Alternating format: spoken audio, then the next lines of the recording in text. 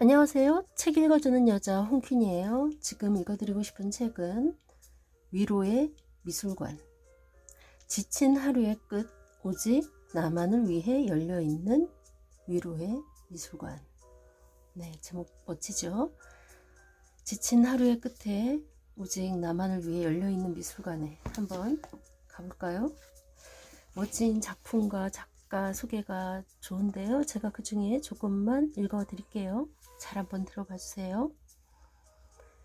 사랑하고 사랑하는 언제나 나의 편.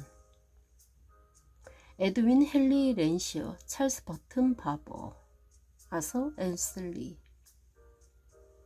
19세기 영국 사회는 산업혁명 이후 가장 급변하는 시기였다. 특히 아이들의 의무교육 제도가 시행되면서 여자아이들도 학교에 다닐 수 있게 됐다. 바버는 빅토리아 시대의 긍정적인 사회의 변화, 성별이나 계급 차이 없이 누구나 동등한 교육의 권리를 가질 수 있다는 것을 어린 소녀와 동물의 순수한 모습에 녹여내곤 했다. 인간은 기원전 12,000년 전부터 개와 함께 생활해 왔고, 고대 이집트 유적에는 멋진 목줄을 한 개와 산책하거나 고양이를 아끼는 모습이 벽화에 남아있다. 반려동물의 역사는 문명화된 인간의 역사와 함께 오래전부터 현재까지 이어지며 동양과 서양 미술의 반가운 주제가 되어왔다. 특히 서양 미술에서 동물은 신화, 역사화 또는 풍경화와 종종 등장했고, 17세기 다양한 장르를 그리던 네덜란드 회화에서는 동물만을 그리는 화가도 있었다. 하지만 전문적으로 동물만을 표현한 그림과 조각은 19세기가 되어서야 본격적으로 등장한다. 이들을 애니멀리에라고 부른다. 이 용어는 1830년 초 프랑스 언론에서 처음 사용한 단어이지만 사실은 모욕적인 의미가 담겨 있다. 당시 프랑스 미술계는 그림, 특히 조각을 통해 이상적이고 아름다운 인간의 신체를 주로 표현했고, 동물은 적합한 주제라 생각하지 않았기 때문이다. 하지만 영국은 사정이 조금 달랐다. 1837년부터 영국 왕실을 이끌던 빅토리아 여왕은 어릴 적부터 왕실 권력의 계승자로 살았기에 행복하지 않은 청소년기를 보냈다. 이 시기 그녀의 친구이자 위로였던 존재는 반려견이었다. 빅토리아는 여왕이 되기 전부터 세상을 떠날 때까지 항상 반려견과 함께했던 것으로 유명하다. 그리고 그녀의 반려견 사랑은 초상화로 남아 지금까지 우리에게 전해진다. 화가 에드윈 헨리 렌시어는 빅토리아 여왕의 후원을 받을 정도로 인기가 좋았다. 그는 어린 나이부터 그림 신동으로 정평이 나 12세에 영국 왕립미술 아카데미의 작품을 출품할 정도로 소질이 뛰어났다. 이후 정규 교육을 받으며 더욱 실력을 키웠고, 스코틀랜드 북부 지역의 대자연을 여행하며 동물 그림에 관심을 둔다. 동물의 모습과 감정 표현에 뛰어났던 그는 빅토리아 여왕의 반려견 킹 찰스 스패니얼의 초상을 그리며 왕실과 인연을 맺었고, 여왕 부부와 반려견이 등장하는 초상화를 그리는 영광도 얻는다. 또 동물을 의인화하는 작업을 통해 사회적 이슈를 간접적으로 표현하기도 한다. 렌시어는 여왕에게 기사자귀를 받을 만큼 성공했고 명성이 높았지만 말년에는 많은 천재가 겪은 정신적 문제가 그를 괴롭힌다. 그런데도 그는 트래펄가 광장의 넬슨 제독 기둥 밑부분을 장식할 청동 사자상을 제작하며 거장의 능력을 증명한다. 하지만 심해지는 정신질환을 이겨내지 못하고 1873년 칠순의 나이에 세상을 떠난다. 그의 사망 소식에 조기가 개양되고 많은 이가 청동 사자상 곁에 꽃을 걸어 추모에 동참했다. 저절로 미소가 지어지는 그림. 빅토리아 시대 영국에서는 여왕의 반려견 사랑과 경제 발전으로 반려동물 기르기가 크게 유행한다. 귀족들과 성공한 중산층은 혈통 있는 개를 골라 키웠고 품종견이 주목을 받자 1859년 뉴캐슬에서 최초의 애견 대회가 열린다. 이후 인기는 더해져 1899년 영국 애견협회 주최로 열린 전국 대회에는 1,500마리가 넘는 개들이 참여하기도 한다. 이런 유행은 당연히 예술계에도 영향을 주어 동물을 그리는 화가들 역시 주목을 받는다. 렌시어의 바통을 이어받은 화가는 찰스 버튼 바버다.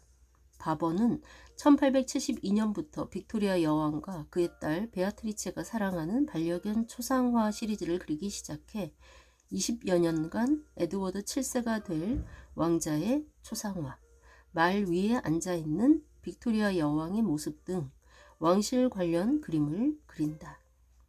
그리고 1883년에는 학교 가기라는 작품을 통해 영국 왕립 화가협회의 회원이 되며 명성을 더욱 드높인다. 예쁘게 차려입은 소녀와 커다란 버나드가 길을 가고 있다. 아이는 한 손에 가방을 쥐고 다른 손으로는 버나드의 귀를 잡고 있다. 버나드는 우산을 입에 물고 아이의 등굣길을 에스코트하며 함께 걷고 있다. 아이의 레이스, 스카프, 모자, 깃털 등의 표현에서 바버의 세밀한 표현력을 볼 수 있고 외투와 우산을 통해 런던의 변덕스러운 날씨를 상상할 수 있다. 또 버나드의 용맹스러운 눈에서 아이를 지키겠다는 매서운 면이 느껴지지만 소녀에게 귀를 내어주는 자상함도 엿볼 수 있다. 19세기 영국 사회는 산업혁명 이후 가장 급변하는 시기였다. 봉건제도가 사라지고 경제적 여유가 생긴 중산층이 늘어나자 여러 변화가 생긴다. 특히 1880년 10세까지 아이들의 의무교육 제도가 시행되면서 여자아이들도 학교에 다닐 수 있게 됐다. 그림 속 아이는 아마도 의무적인 공교육 혜택을 받은 첫 세대일 수도 있다. 바버는 빅토리아 시대의 긍정적인 사회의 변화, 성별이나 계급 차이 없이 누구나 동등한 교육의 권리를 가질 수 있다는 것을 어린 소녀와 동물의 순수한 모습에 녹여낸 것이다.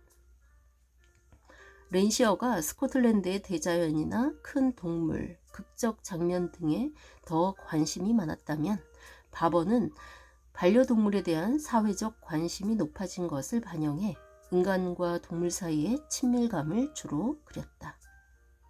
특별 변호인이라는 제목부터 깜찍한 그림을 보면 아이가 무슨 잘못을 했는지 부모에게 꾸지람을 듣고 벽 구석에서 벌을 받고 있다.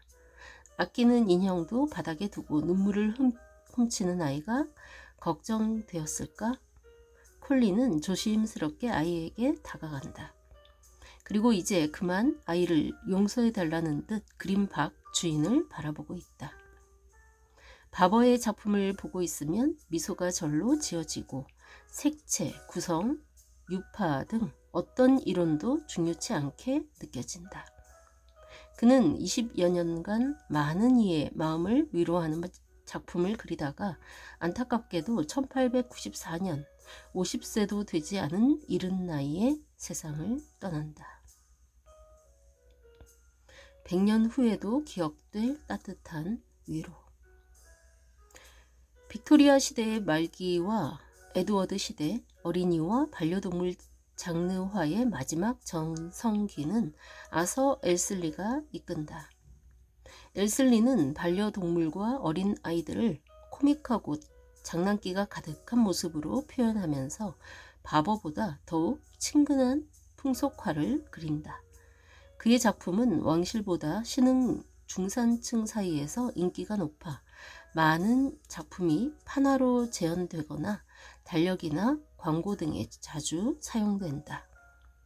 엘슬리는 마부이자 아마추어 예술가인 아버지 덕에 어릴 적부터 동물과 예술을 가까이 대할 수 있었고 자연스럽게 예술가의 길을 걷는다. 졸업 후 반려견, 어린이들의 초상화를 그리며 생업을 이어오다 1891년 크리스털 궁에서 열린 전시회에서 은메달을 수상하며 주목받기 시작한다. 그리고 다음 해 내가 제일 커라는 작품으로 대중적인 인기를 얻게 되고 1893년에는 그의 작품이 크리스마스 카드로 선보여지며 크게 성공한다. 그는 찰스 바버의 뒤를 이어 어린이와 반려동물을 묘사하는 풍속화의 대표 화가가 된다. 경제적 성장은 결혼으로 이어졌고 그는 아내와 딸, 반려동물을 주인공으로 사랑스러운 그림을 그리며 오랜 시간 인기를 얻는다. 하지만 1914년에 발발한 제1차 세계대전으로 인해 엘슬리의 작업은 멈춘다. 전시 상황은 영국 시민의 일상을 멈춰 세웠고 많은 것이 전쟁이라는 구렁텅이에 빠져들었다. 그 또한 붓을 놓고 군수 공장에서 나라를 위해 일해야 했다. 군수 공장의 일은 어릴 적 홍역의 후유증으로 악화되었던 시력에 악영향을 끼친다. 4년의 전쟁이 끝나고 그는 다시 화가로 돌아와 즐거움을 주제로 그림을 그렸지만 시력은 점점 더 떨어졌고 1930년에 들어서는 붓을 놓을 수밖에 없게 된다. 그리고 말년의 시간에는 목공예와 정원 가꾸기를 하며 생을 보낸다.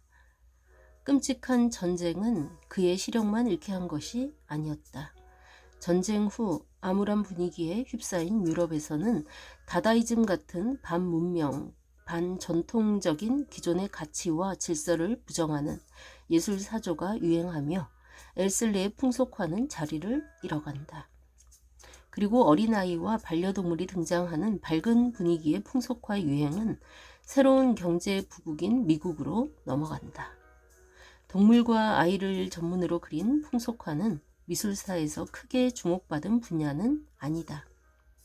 기존의 예술을 넘어서기 위해 혁신을 외치며 노력하는 것도 아니었고 오히려 사회적 변화를 읽고 재빠르게 유행에 올라탄 특정 장르로 평가할 수도 있다. 하지만 그들 작품의 예술적 가치가 떨어진다고 말할 수는 없다. 우리가 예술을 감상하는 이유를 획일적으로 정의할 수 없듯이 예술을 감상하고 느끼는 것은 오롯이 감상자의 영역이기 때문이다. 100년 전에 그려진 바버와 엘슬리의 작품을 보면서 여전히 우리가 미소 짓듯 작품 속 아이와 동물들의 모습은 아마 100년 후의 감상자에게도 따뜻함과 위로를 전할 것이다. 네, 여기까지 읽고 나머지 여러분들이 이 책의 멋진 작품들을 감상하시면 아주 좋을 것 같습니다. 네, 정말 이쁜 소녀와 동물들 사진 같이 생생하게 그린 작품이 정말 멋집니다. 그쵸? 네, 에드윈 헨리 렌시어, 찰스 버튼 바버, 아서 엘슬리. 네, 이 세 작가는 작품은 본 적이 있는데 저는 몰랐던 작가들인데 이 책을 통해서 알게 돼서 좋네요. 네, 그림을 볼수록 미소가 지어지는 따뜻한 작품이죠. 여러분 이 작가 작품들 한번 인터넷에서 찾아보시면서 다시 한번 제가 읽어드리는 거 들으시면 더 좋을 것 같습니다. 지금까지 책 읽어주는 여자 홍킨이었습니다. 감사합니다.